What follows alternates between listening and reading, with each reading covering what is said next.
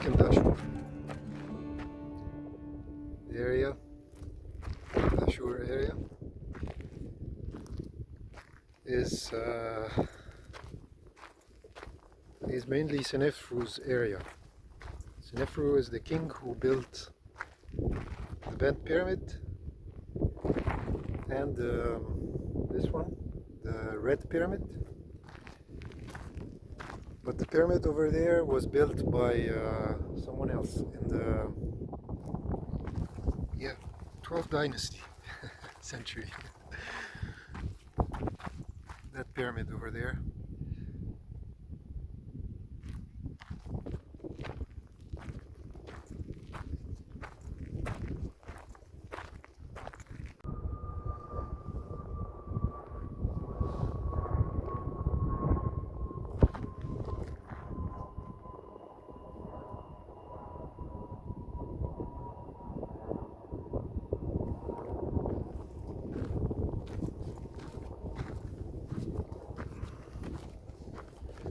This bent pyramid is actually one of the most amazing pyramids next to the wonder of the world, Khufu's pyramid. This is actually one nearly at the same level of Khufu's pyramid.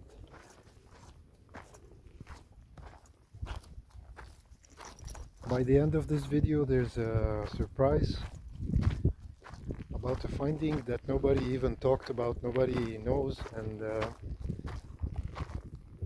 like Graham Hancock and Robert Bouval and John Anthony West, no one of these people ever talked about a secret I will tell at the end of this video about this pyramid.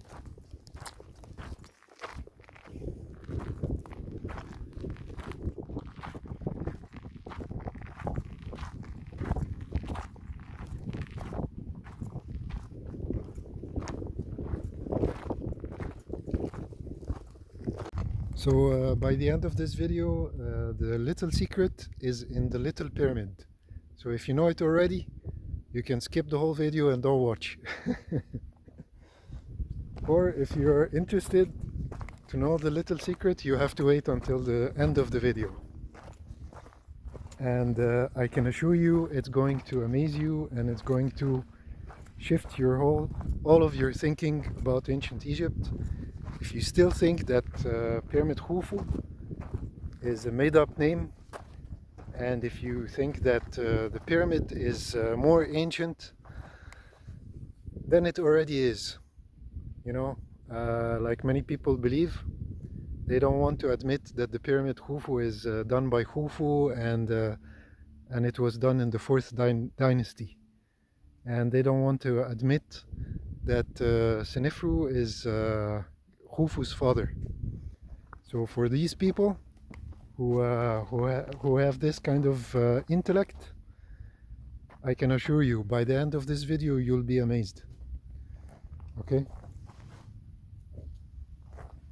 There was another video I did, and I put, you know, this in front of this pyramid, and this meant to show you this was meaning to show you that this pyramid has a key, but nobody sees the key. That's why I put the feather.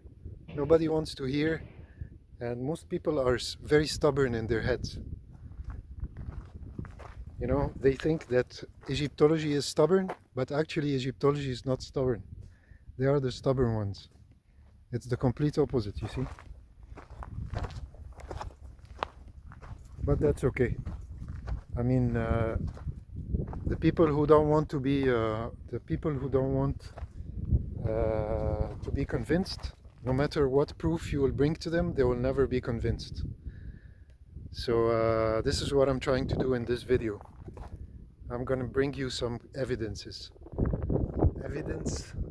I'm gonna bring you some evidence that Sneferu is Khufu's father, and how the whole legacy was meant to be in the construction.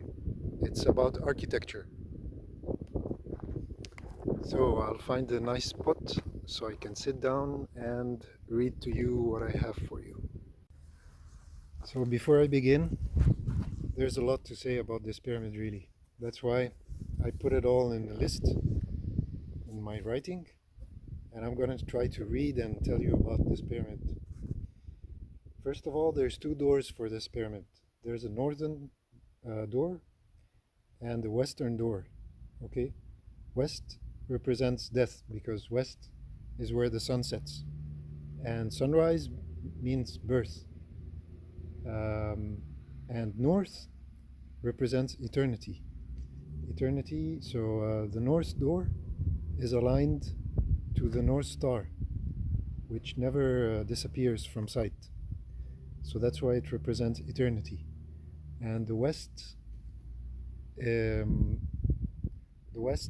tunnel is not directly aligned to a specific star or anything. Nobody ever said anything. But it just means that it's looking at the west side, which is death. So there are actually, so like I said, there are two passages, two tunnels, and there are also two chambers, okay? So there is the apex of the pyramid. So one chamber is more towards the north, and the other chamber is more towards the south. And the first chamber you will see entering from the north side, you will enter in the north chamber because it's more towards, from the apex of the pyramid, it's more towards the north. And the second chamber is more towards the south, according to the apex of the pyramid. And the first chamber is below ground, and then we'll have to climb up to get to a tunnel, and then from this tunnel it will take you inside the pyramid and above ground to the second chamber, and that second chamber is more to the south. The bent pyramid was the first smooth surface pyramid ever built. His grandfather was actually King Djoser, the one who made the step pyramid. Dashur is a very important area because it contains the transaction between the step pyramid to the complete pyramid. So there are two main pyramids here, the south pyramid and the north pyramid. The south pyramid is this one, and the north pyramid is the red pyramid. The area after being built was called by the ancients Sneferu, meaning Sneferu, the rising, or the birthing, because in Arabic there are two words for this rising. You can say we have a special word for sunrise, and we have another word for rising. So, but it's mainly just Sneferu rising. It took 14 years to build this pyramid. Saqqara took 20 years to build, and this one took 14 years. The Wonder of the World pyramid, which is King Khufu's pyramid, is not actually about size. It's not because it's the biggest, because there's also the one in Mexico, you know, the Sun Pyramid. Volume-wise is bigger than the King Khufu pyramid. So the King Khufu pyramid is actually more of the wonder of the world because it's all about architecture, and lots of and not just architecture but also the place, which is the center landmass of the earth, and how they identified the place and knew that this place was very important. The specific coordinates of the Khufu pyramid are exactly like the speed of light. And also squaring the circle of the pyramid gives also the speed of light. The bent of this pyramid starts at approximately 45 meters. The western door is higher than the the north one. Okay, so the north one is lower and the western is higher. The north door is approximately 11.33 meters, and the western door is 32.76 meters. The bottom section of this pyramid, the bent pyramid, had been built using angled accession layers, which means the layers were not horizontal, they were made like this to push inwards, to push the weight inwards. Horizontal layer blocks were used at the top section of the pyramid. So first they started to build like this, and then they turned into a horizontal layer. This was the first time this technique was used. At the apex of this pyramid, there is something called the chimney. It actually looks like a chimney, and it's exactly in the center of the pyramid. So it points where is the apex of the pyramid. And this we will see in the first chamber. The tunnel that's connecting between the two chambers was probably made after the pyramid was abandoned. So the two chambers were actually separate. Each one has its own entrance. So the western entrance goes in towards the southern chamber, and the northern passage tunnel leads to the northern chamber, which is underground, and the other one is inside. Sneferu was never buried in this pyramid because it was still unstable. Even though they changed the angle to make it more stable, Sneferu was never buried there. But still, it was a very proud achievement. At the final chamber, the wall started to move under the tremendous weight above it. And that's what we're going to see right now. In the second chamber, the final chamber, which is the one that's in the south and above ground, they never put a sarcophagus inside this pyramid, and instead they put wooden beams to stabilize the room and to stabilize the whole structure. So that's why they reduced the angle of the pyramid from 54 degrees to 43 degrees. But despite this change, the pyramid was still too unstable to allow the burial of the mummy Sneferu to take place here. Then he made the red pyramid with a conservative 43 degrees, so he finally solved his engineering problems. It was here where his mummy was made to rest. Since this pyramid has two different angles, it also reminds me of squaring the circle, because this angle going down like this marks a line on the floor, and the other angle, which is a bit more like this, makes another line on the ground. So if you make two circles around this base, it would probably mark also the speed of light. So what I'm saying is that before Khufu was ever built, the marking of the speed of light was here. So so they actually, the coordinates of the maps that we have today, it's actually us that we put it there. And we didn't know that the pyramid was the speed of light. And we didn't know also that the pyramid was the center landmass, so we adjusted all the longitudes and latitudes so we can make it perfectly at the speed of light. So before those maps were made, there were other maps with other coordinates. I mean, somewhere in time, it had to be with other coordinates. So what I'm saying is that this pyramid had the coordinates of the speed of light before Khufu was built. And after Khufu was built, it never changed until people realized all over the world that this pyramid deserves to be the speed of light. But before, this one is the one who deserved to have the speed of light. And that's it for now. Let's go inside now. I'm finally done.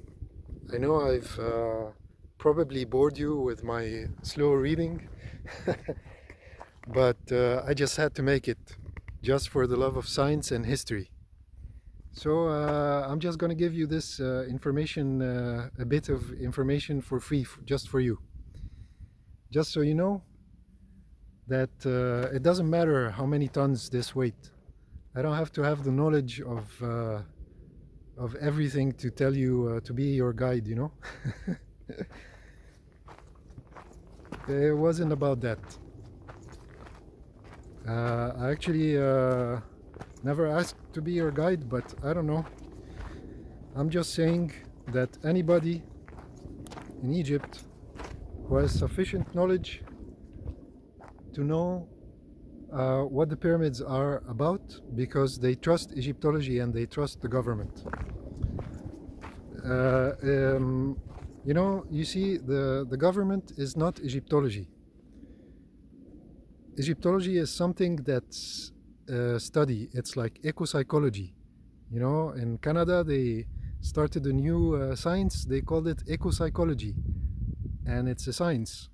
It's not a government. So if you want to fight science, I mean, this is really hard. You know what I mean? This is incredibly hard. If you want to change the whole history just because you saw the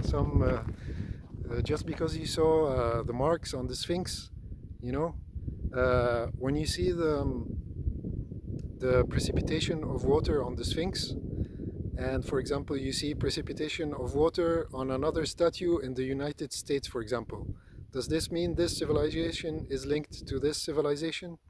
No, because they're on different lands, you see. Maybe the same time area, okay, the time era, but doesn't mean that this is a civilization. And because you found Gopeki Tempe, it's still not a civilization. Why? Because a civilization is based on writing, and not just any writing. You know, there are far more ancient writings than Egyptian writing, but it's not called a writing because it's not a language. Like the zigzag.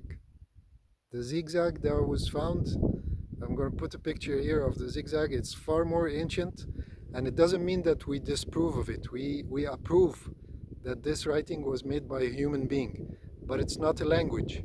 So it's not civilization. So if you see depictions of monkeys or lizards on a stone pillar, it doesn't mean, if you can't read it and if you can't see a civilization from it, then you know, it doesn't count. It doesn't count as a civilization.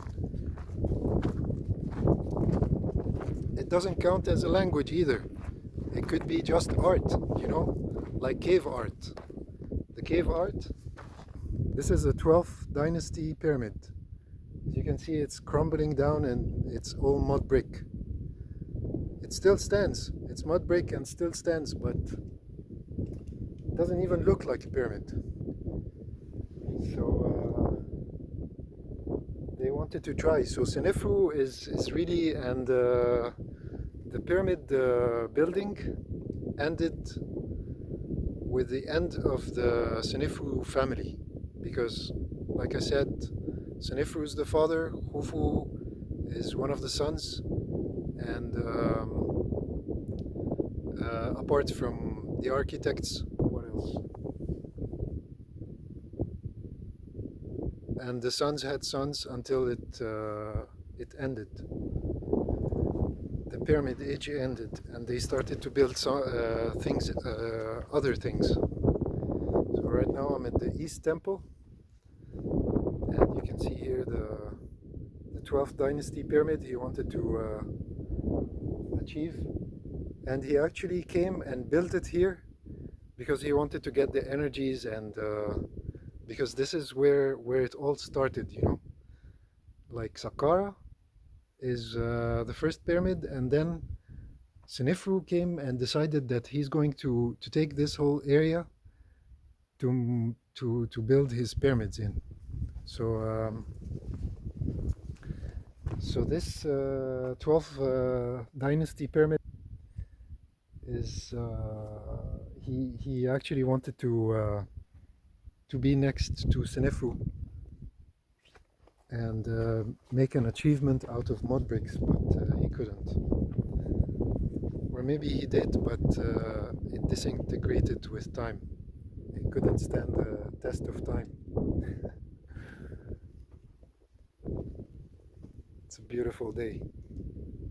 It's a really beautiful day because there are some clouds. I was really hoping for some clouds today because I know the sun is and the heat is quite unbearable sometimes here. You see, when the sun comes in, it goes onto you and you grow red like now.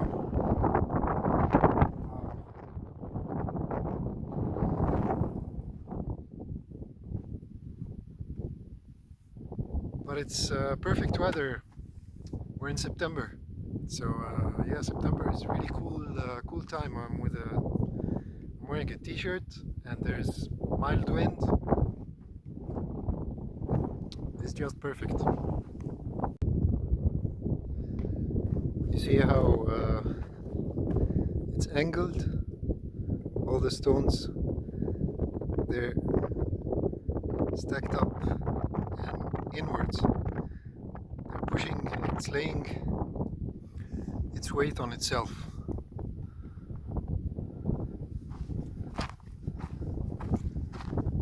This was the first time this technique was used.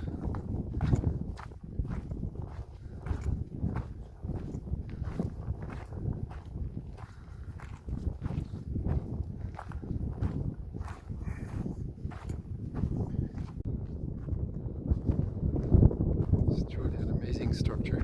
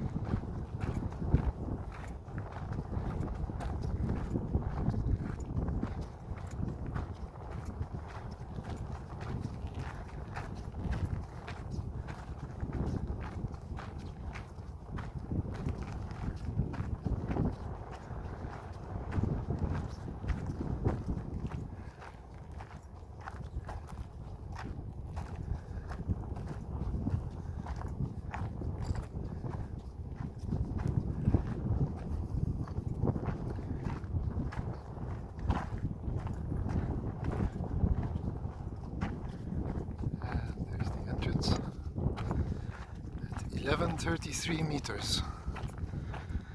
Northern entrance. Here we go.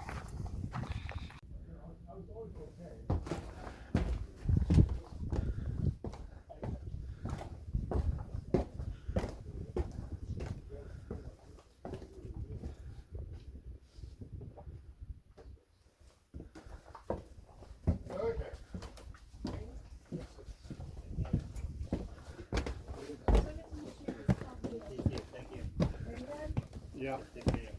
Have a safe flight back home. Thank you. I hope you enjoy your tour.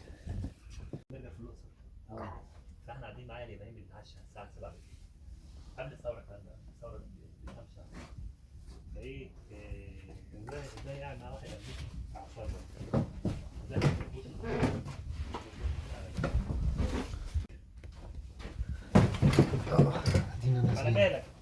دي بص احسن حاجه، يعني اسهل حاجه وانت داخل خش بظهرك احسن. انزل بظهري ايوه. دي اسهل حاجه. اوكي. بس لو انت بتصور فيديو ما انا بصور بالفيديو، اصور كده بقى. لا ما تنفعش. هتبقى لخبطه.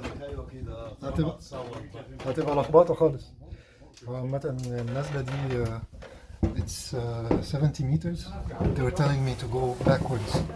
If you have heart problems, if you have claustrophobic problems, blood pressure problems, I don't recommend this at all for anyone who has any problems.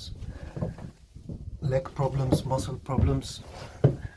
This is really tiny. I mean, look at me. Look at this. This is amazingly tiny space. And then there's difference here in height. See here. And then there's a big hole here, up here.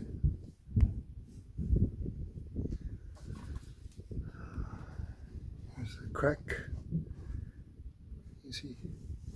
And there's another crack here. So we're not far away from the entrance. There's a crack here, another crack.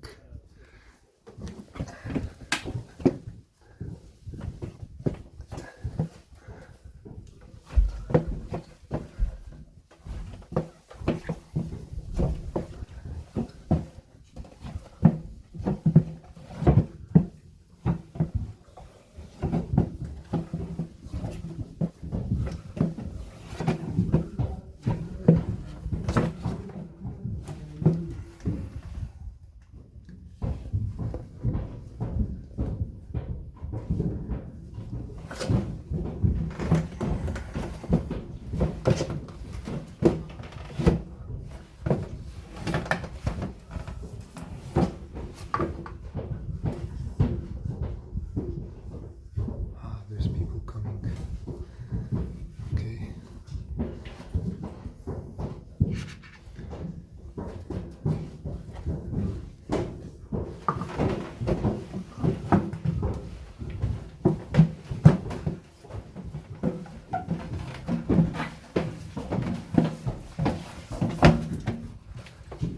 Hello. Welcome to Egypt.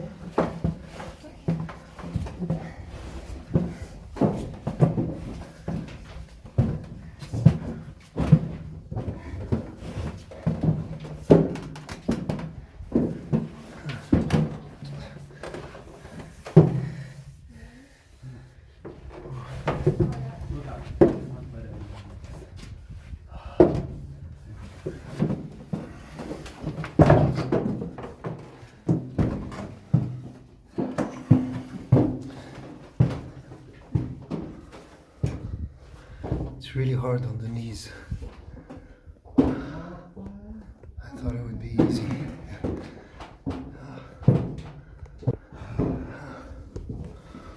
Okay.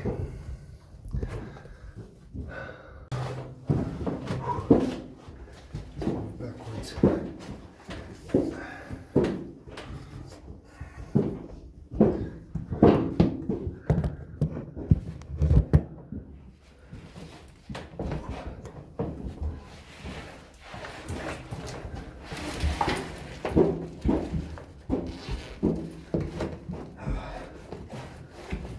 No time for a book now.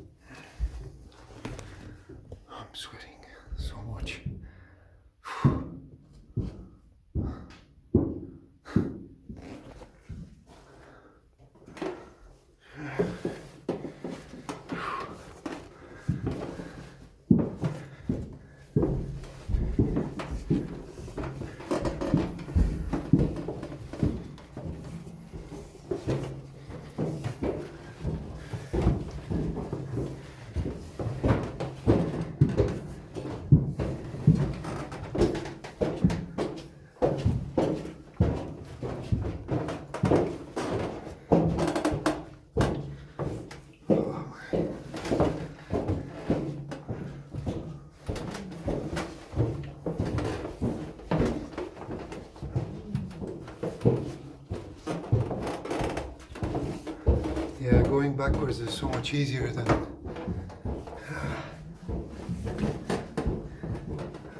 front side. I'm nearly at the end now.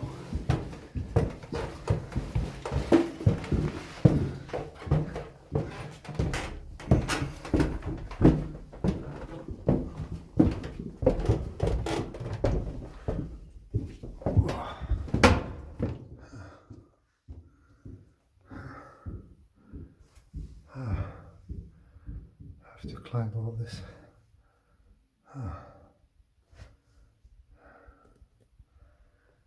Let's go.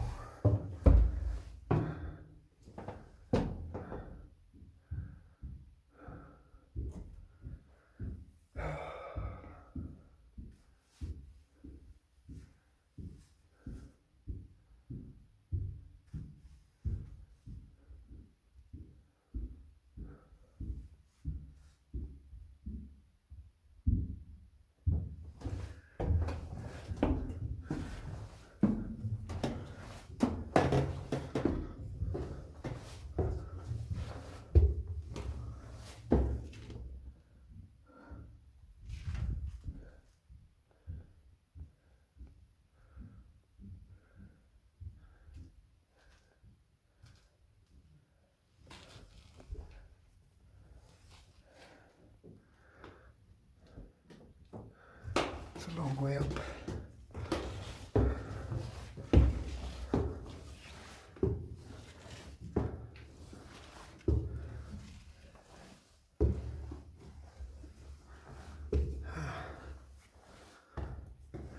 There used to be stairs here. There used to be stairs, very steep stairs here, going up. And right now, we're in the first chamber. So this is the first chamber. As you can see, it's very high ceiling. Amazingly done with core belt ceiling. This is the first core belt ceiling pyramid ever done. And this is the shaft. And you can hear the bats. I can hear bats. Okay, let's move up. So this tunnel actually is pointing upwards towards the apex of the pyramid.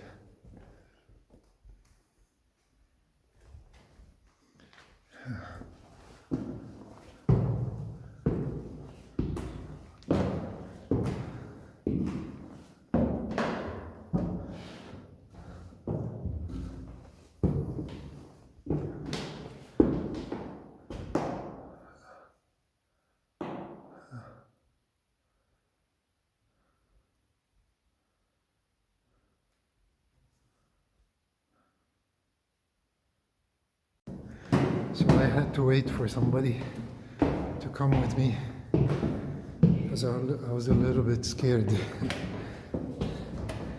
So here we go.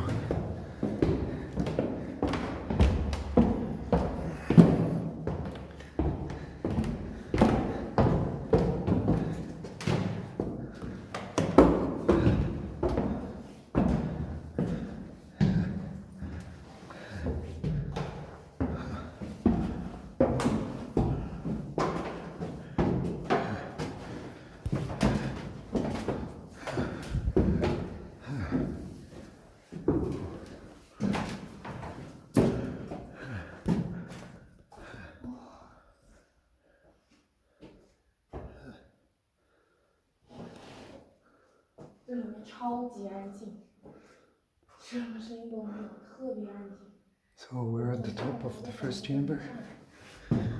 We're at the top of the third chamber. And this tunnel, they say... I'm afraid to go here. It wasn't here. Because it's dark. Oh, okay. You go first. Okay. I have a flashlight. Okay. I I use the flashlight. You just go. I have. Ah, okay. No, for me too, because Oh, I need to video this. okay. Oh, my back. Here. Yeah, it's a little bit slippery here. Oh, this tunnel wasn't originally done by the pharaohs. It was dug afterwards, leading to the western passage and the second chamber. So right now we just moved the apex of the pyramid, and we're in the south. We're in the south now, south part of the pyramid. This tunnel leads to the western entry, and this one leads to the final chamber. Here there was a block.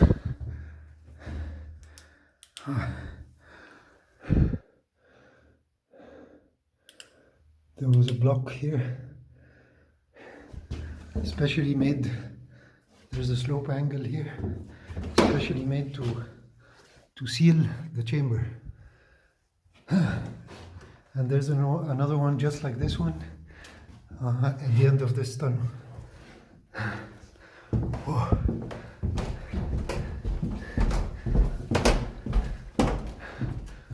More stairs. Okay, so now we moved. Actually, we're above ground and we're inside the pyramid.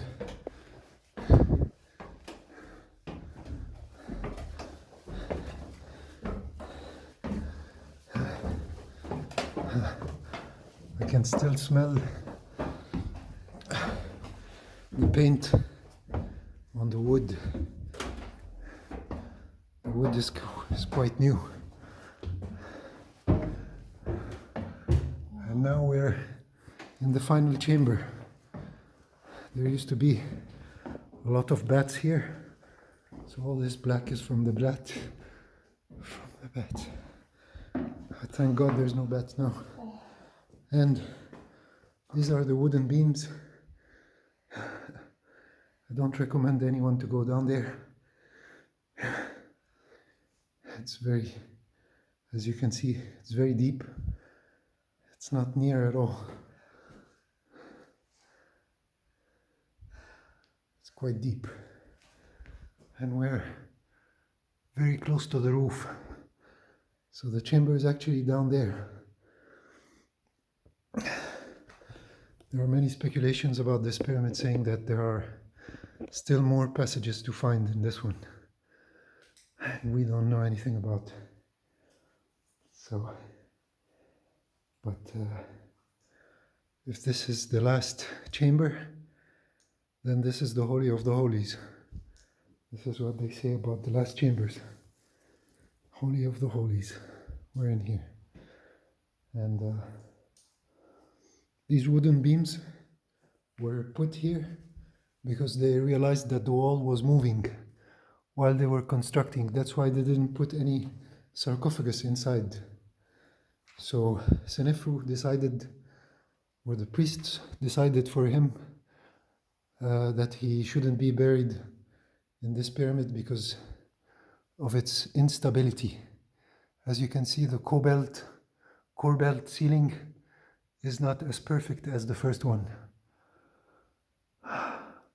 It's still core belt, but not as perfect as the Red Pyramid, which is the pyramid he made afterwards and supposedly was buried in.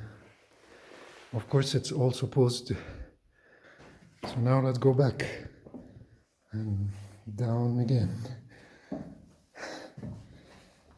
Thank you for coming with me. I was really afraid, to come here alone. I'm afraid too. And as you can see, it's very hard. No air.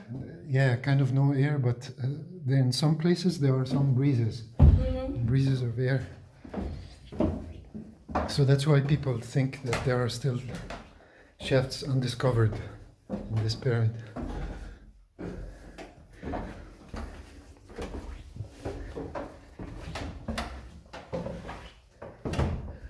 So now I'm standing here, half inclined, you see. And here are the big stones that used to seal the chamber. And on the other side also. Oh, I thought this was a bat.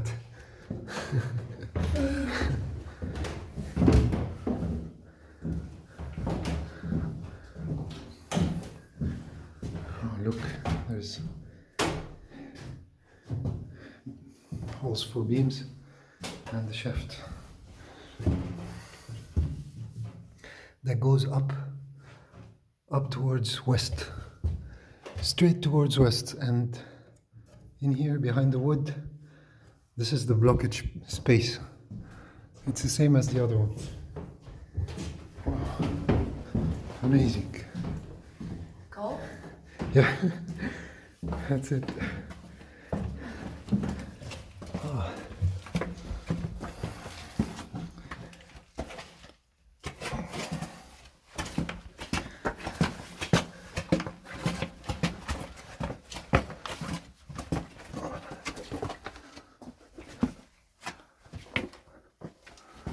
Interesting. Look at this here. There's a stone.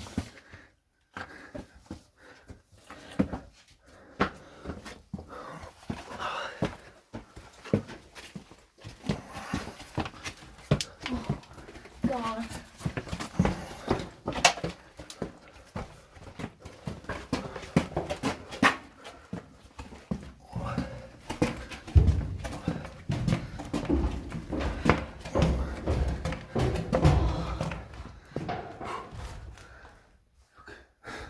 So tiny.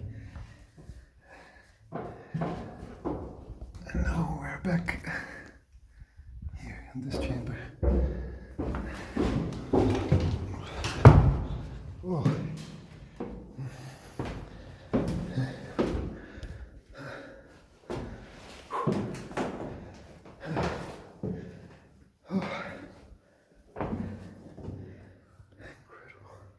Here I have a burger. Burger. A burger.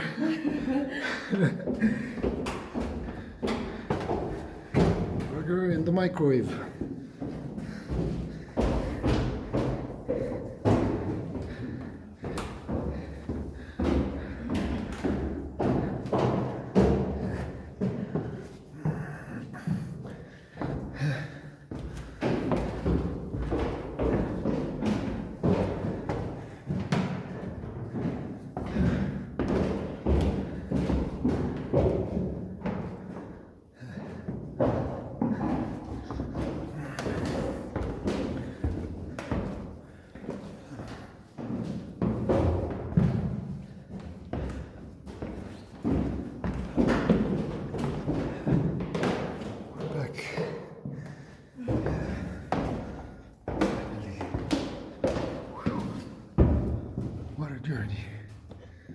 What a journey.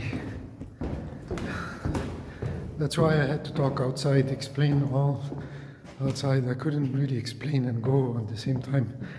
Whoa, this is such a journey. It's incredibly tiring, you can't imagine. The muscle workout and the emotions. Oh. This is definitely an architectural crime.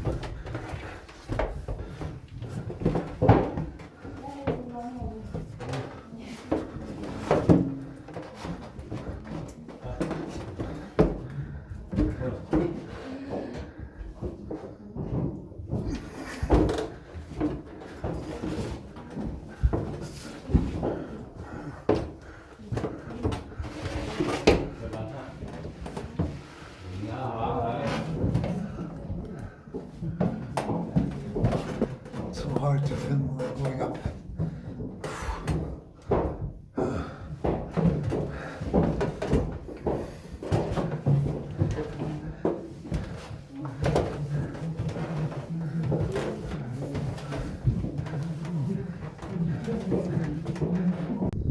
So here we are back outside of the pyramid, and right now I'm at the eastern part. I'm at the western part of the pyramid, and I wanted to check out where's the exit.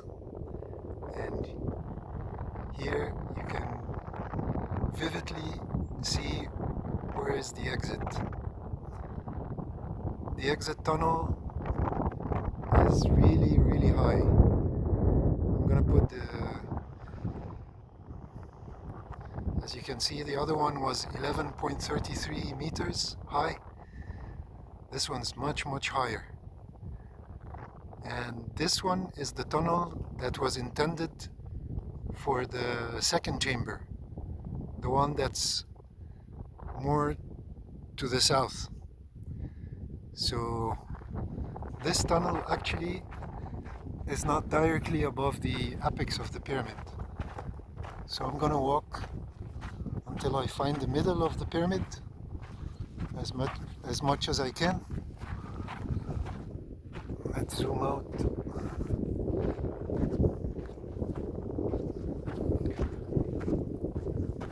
See, there's the stone here. This probably is a mark.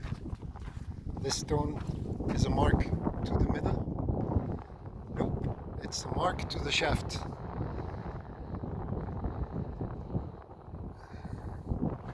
Nope, it's not really aligned, is it? No, this stone is not really aligned.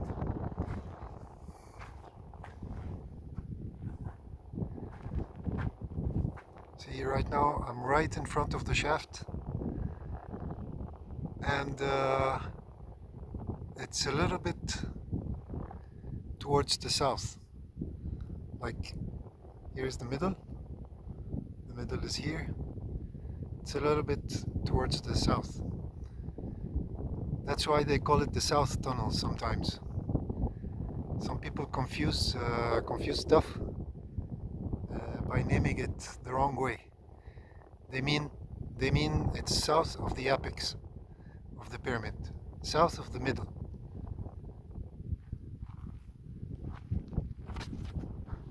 Incredibly vivid, and this is the first time I see it. I didn't see this one in my first video. So every time there's a new discovery.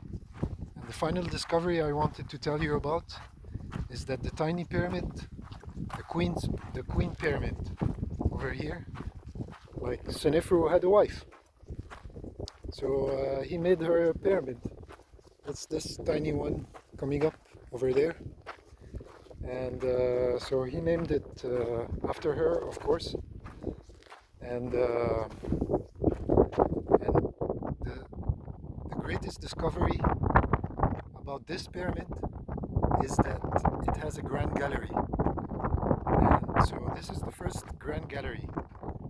This pyramid is the first smooth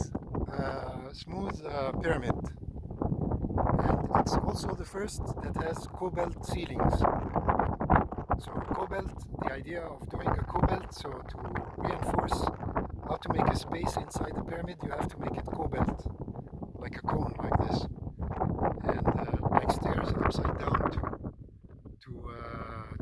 to make the ceiling possible, because otherwise it would crumble down. But King Khufu made in his pyramid really nice invention. After Sneferu has done the grand gallery in the small pyramid, and he's done the cobalt, so Khufu took the ideas from Sneferu by taking the grand gallery from the small pyramid and the cobalt ceilings, and he made the grand gallery in Khufu's pyramid, and also he innovated by doing has a roof, and it's hiding what's above the roof. What's above the roof is layers and air, so it can distribute the weight. And on top of it all, he made the roof as triangular to distribute the weight even more.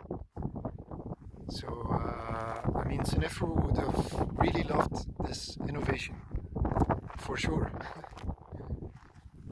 Let's have a look at the small pyramid.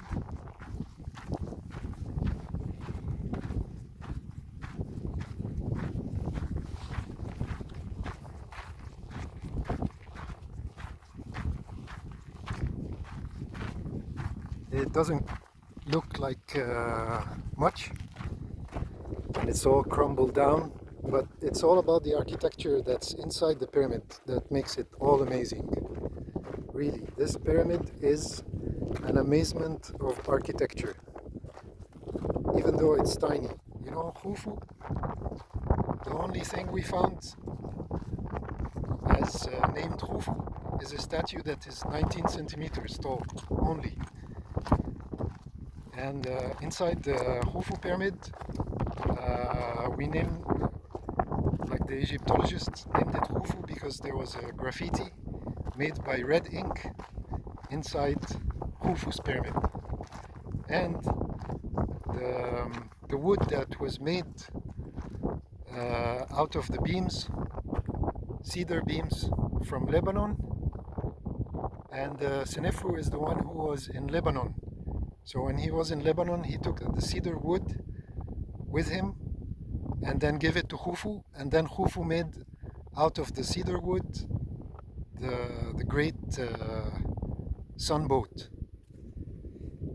Or maybe it wasn't him who made it, someone else made it and offered it for him. But still, the cedar wood came from Sneferu, from King Sneferu. And how do we know this? Because of the cedar wood that's inside this one. And how do we date a pyramid? Because there is wood. That's the whole idea. Carbon dating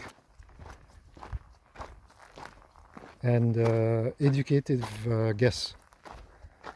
And that's evidence. That's really coming up with some hard evidence for all the non-believers. And when they found the sunboat, there was also written on the walls with the same red ink that was used inside King Khufu's releasing chambers. And he didn't even put his name inside the chamber because he knew that it would be it could have been distorted by anyone who enters. Just this, and it's not even a name, because names are only given for kings. Names are only given for kings inside the cartouche. So the priest wouldn't put his name, he just put priest. So here we go, this is the tiny pyramid of Sneferu's wife.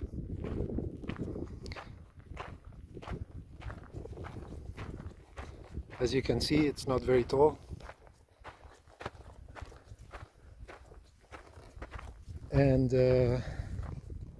this is the end of the path. This is the end of your journey. If you're looking or investigating about Khufu and who built Khufu, and you're doubting, how come you avoid this evidence? How can you avoid that? How can you avoid the fact that this pyramid has the exact same thing as the Grand Gallery?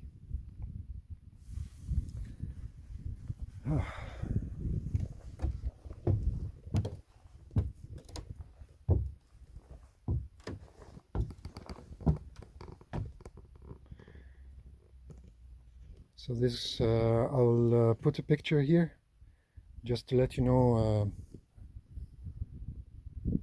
what this pyramid is all about from the inside. It was roughly built. This stone is more white than this stone.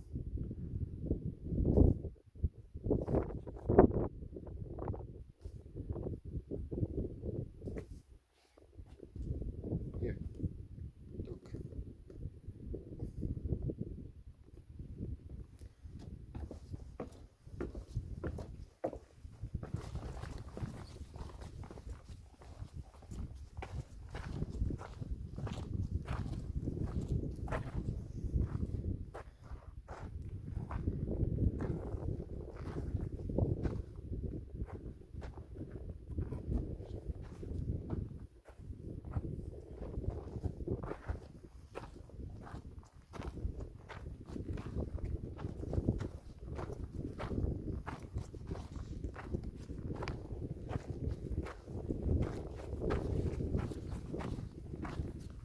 Corner still lives. Corner still lives. And some casing stones survive.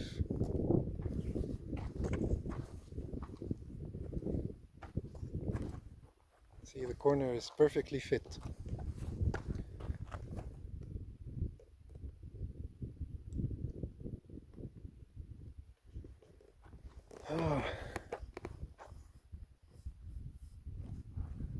This is the east side of the tiny pyramid.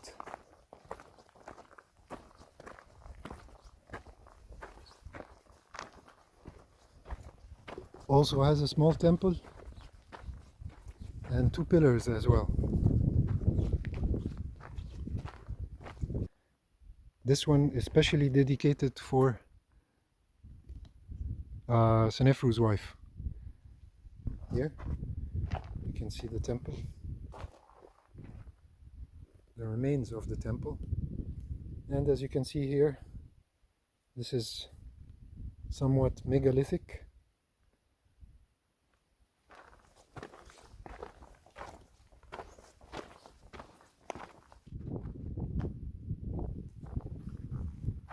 Look how everything is so close together.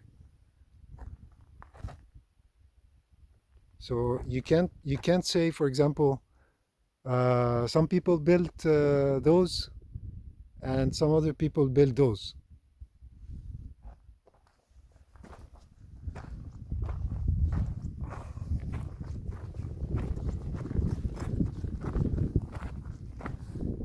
So I'm gonna take the whole tour around this small pyramid.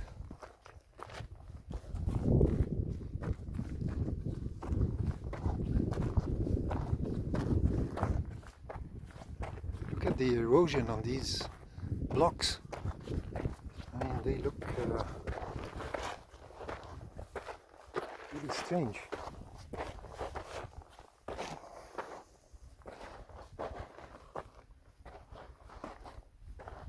Especially this part.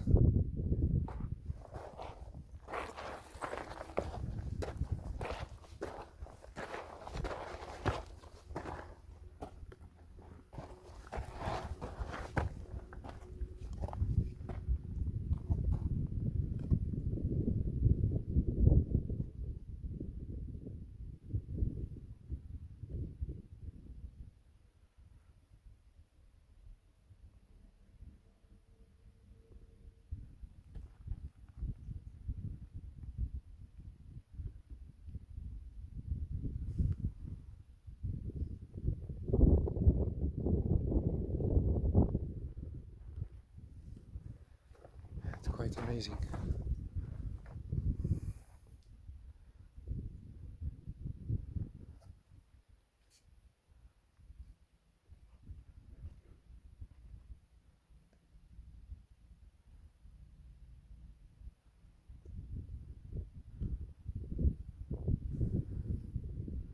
So this is the mud brick pyramid.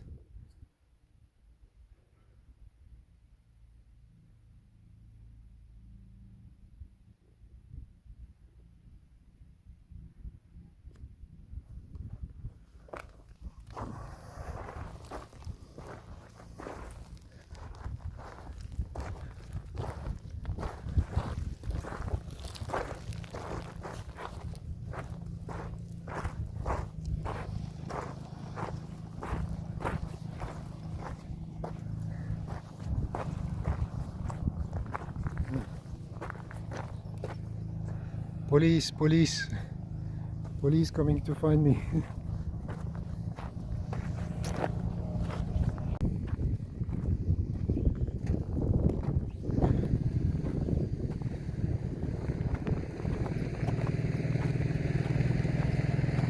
South side, south side.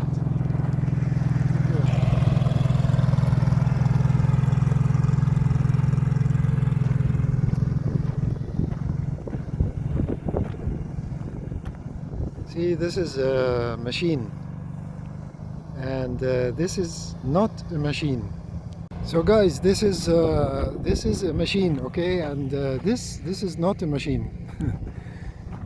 This is technology, and this is hard to call technology. It's really hard. It's really not a technician's job.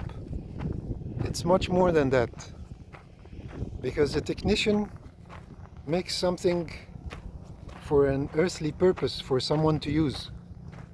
But as you can see, it wasn't used even by Sneferu. But he marked his point in history, just one name, and he marked it forever, for eternity. The number 5 and 6, they are amazing numbers. Why they are amazing numbers? Because okay.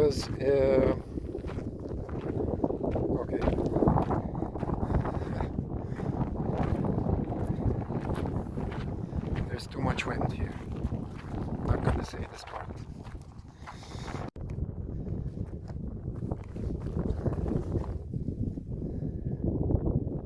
Check this out.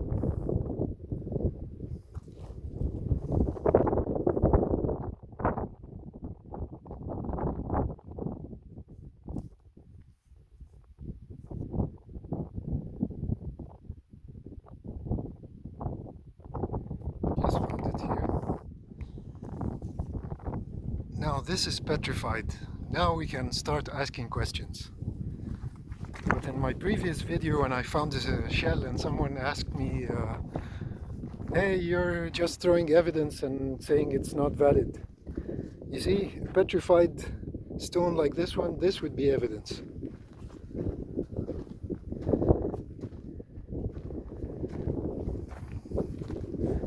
So we're not actually running away from evidence. We're actually welcoming evidence.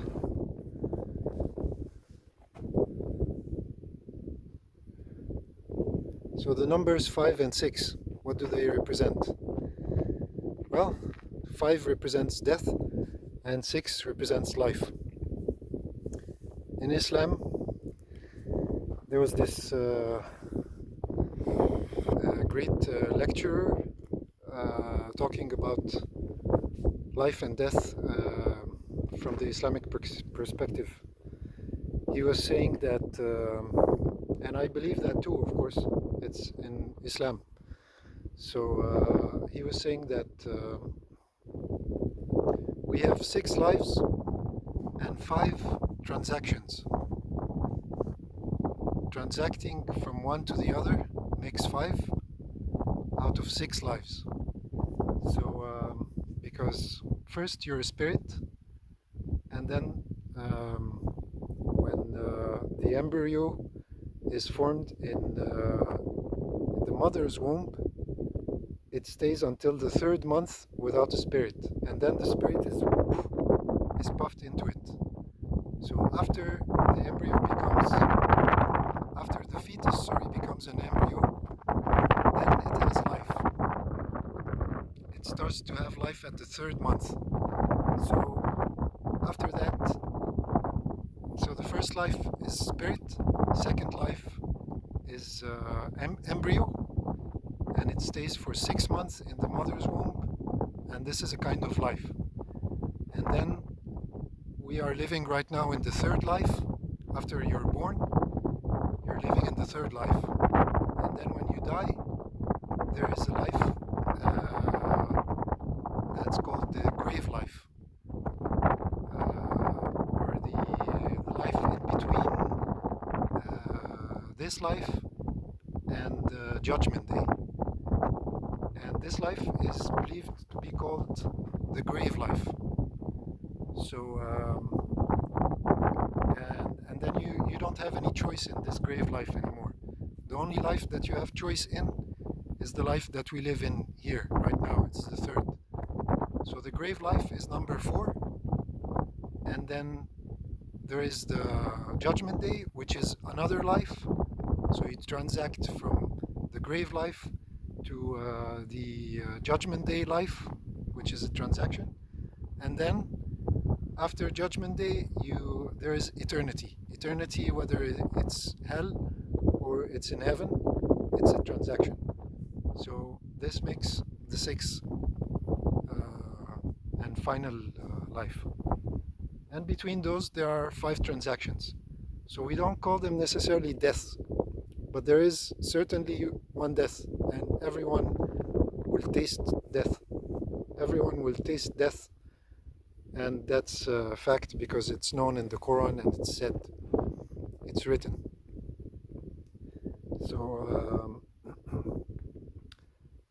So in perspective to this pyramid,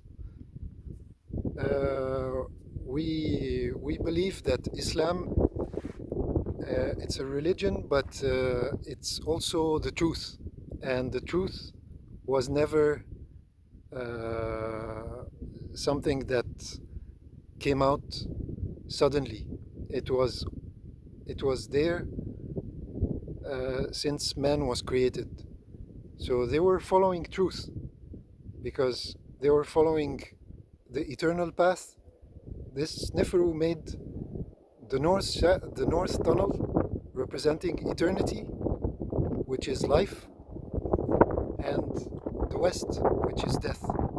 So there is death and life represented in one pyramid, which is an amazing thing, you know, because it also has the number 5 and 6 in it. So the lower level of this pyramid is 6. So that's why when I went inside, I felt really scared, and I had to wait for somebody to go in with me, because you're actually in life and going inside death, you know, as figure of speech. So, but if you don't know, of course you won't feel anything. So if you didn't watch this video, it would be actually better for you to go inside and not really care about all this. But this is my perspective, and this is the way I like to explain stuff on my YouTube. So so the lower level is 6, which is life, and the upper level is 5, which is death. And the red pyramid over there is based on the same angles of the top part of this one. So the other one right there is just 5, which represents death. So you just have to follow history, and that's where people go crazy, because most of the people who investigate ancient Egypt, they don't want to rely on history. They have suspicions on everything, like gravity. There are people that are awakened, not awakened but awakening. They are in the path of awakening. That's why they come here in Egypt, because they are in the path of awakening. Awakening meaning doubting everything, because you see obey everywhere, you know what I mean? You start to see mandalas everywhere, mandala effect. You start to hear about conspiracies. You start to hear about, well, actually Graham Hancock. Or you start to hear about Robert Duval. You start to hear about, you know, all this stuff. So if it's good propaganda, it's good. If it's bad propaganda, it's still good. Because all of this is just for you, you know. And even Graham Hancock said, you don't have to be an Egyptologist to know stuff. You just have to investigate by your own. But I don't really recommend taking ayahuasca. and saying this is the answer of everything. I don't recommend taking drugs at all. Your consciousness is your own, and your actions also are your own, and nobody is going to be judged upon your actions. Nobody is going to take the sin of others, and this is one of the things that a lot of people need to understand. So I hope you like this video, and please give it a like if you've seen this far.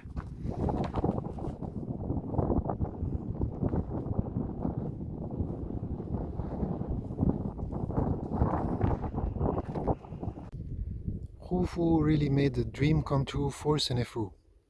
He added all his alchemy and all his knowing, and he added everything into his pyramid.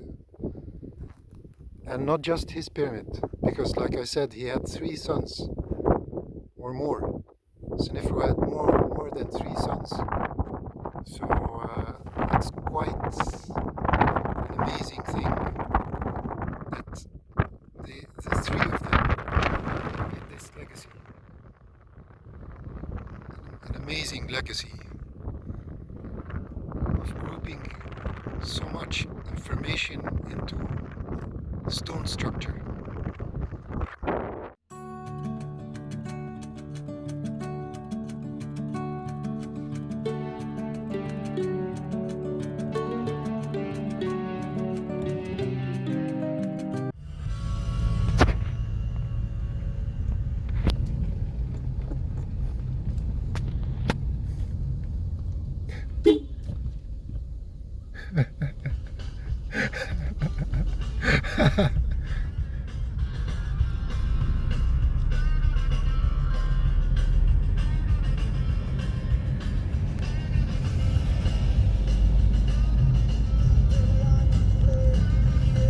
Oh.